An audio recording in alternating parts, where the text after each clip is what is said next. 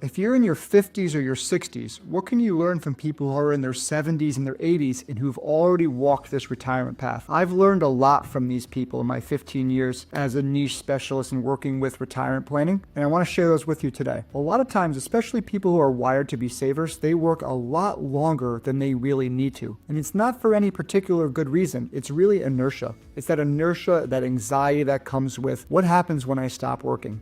People have been working for 40, 50 years, saving in this one direction, building more, this nest egg of savings that really is there for a single purpose, which is to provide for you when you're not working anymore. Most people have a single goal and a lot of other goals beneath that. Their number one goal is they want to retire, be happy and fulfilled, do all the things they want to do, and never have to worry about running out of money. So once your plan says that you're at that goal, do you really need to work more if you don't want to? The answer is probably no, but oftentimes people do only because of their anxiety and fear around what if I stop? This is what I've been doing for so long. So number one retirement regret that people in their 70s and 80s have is that they, one, did not retire sooner. And the reason that they didn't retire sooner is because they didn't feel confident that their plan could sustain it. And that's probably because they don't have a plan, which is normal. That's totally normal, even for people who are wired to be savers. All they think about is just putting more and more towards that nest egg to grow it as big as you can possibly get it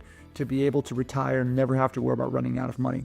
If you looked at a financial plan and it showed you retiring at 60 and you looked at one showing you retiring at 65, the one that shows you retiring at 65 is going to look better. It's going to have more money for you at the end. But if the one that retires at 60 still has plenty of money at the end, is that a good path to take? You get 5 more years back in your life to spend in this next chapter that are at your peak health, peak energy levels. Typically we don't get healthier, we don't get, more energetic about traveling as we age. Right? Those things tend to decline as we age. So how do we maximize this next stage of life? If you're 60 years old, you might be thinking, I might only have 25 summers left, 25 more Christmas holidays, whatever it is. How do you want to be intentional about that time you're spending? So what is the end result of working longer and accumulating more retirement savings? In most scenarios, that's going to mean you're just going to have more money left over at the end. Whether that's for kids, grandkids, church, favorite charity, whatever it is, it means you're likely going to have more to pass on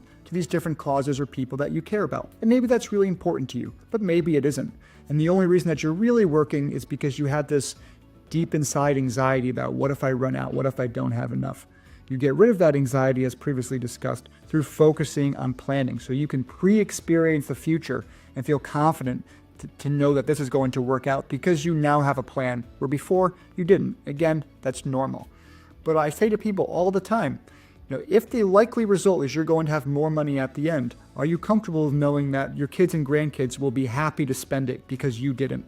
I know if I called up those kids right now, they'd more than likely say, I hope mom and dad spent every penny of it. We don't want it. They gave us everything. Everything I have in my life is because of them. I hope they live their retirement to the max. And it's that anxiety, again, about running out that prevents people from doing it. I break my father-in-law's chops all the time.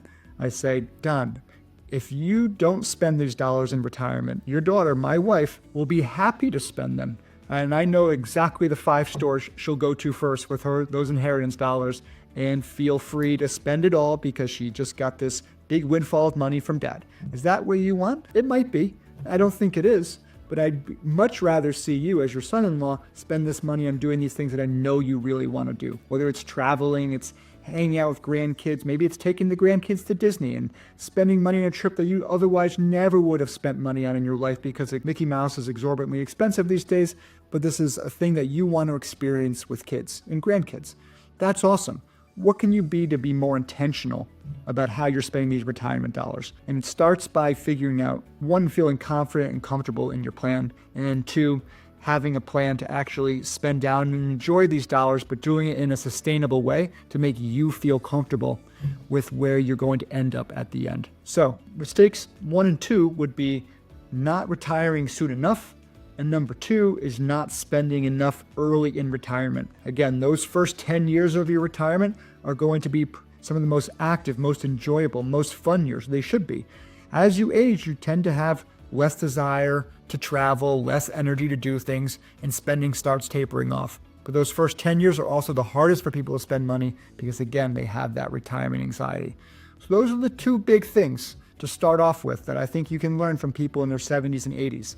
The last one, and I hear and see this all the time, is people not prioritizing their health earlier in retirement. You're retired, you have a lot of time now. Let's find a way to be active, be more healthy, and that will help you have a more enjoyable, more sustainable retirement for a longer period of time. Those go-go years of those first 10 years, if we can extend that by having more mobility, better health, that just makes retirement all the more fun. Having this big pile of retirement savings but not be able to enjoy it because your knees and your back or your weight keeps you from doing these things, that's, doesn't make for as much fun in retirement as ideally you would like to see. So those are the three big ones. Not retiring early enough, not spending enough early in retirement when they do retire, and then 3, not prioritizing their health. Those are the lessons that I've learned from people in their 70s and 80s, and I hope that sharing them with you today will allow you to think a little bit deeper about what these next 10 years mean for you. Thanks so much for joining us. If you found this content helpful, you found it informative, awesome. Subscribe to the YouTube channel, connect on LinkedIn. I'm going to be putting out more content just like this to help people understand how they can maximize their financial opportunities. If you have other questions that are a little bit deeper that I wasn't able to dive into in this video, or you have questions about how it pertains to you individually, awesome, totally okay. Go to the link on my website. There's a space where you can book some time with us. I'd be happy to talk to you about it. Help you as much as I can. It's complimentary. I'll point you in the right direction. If you have other questions, we can tackle those too. Thanks so much for joining us. Have a great day.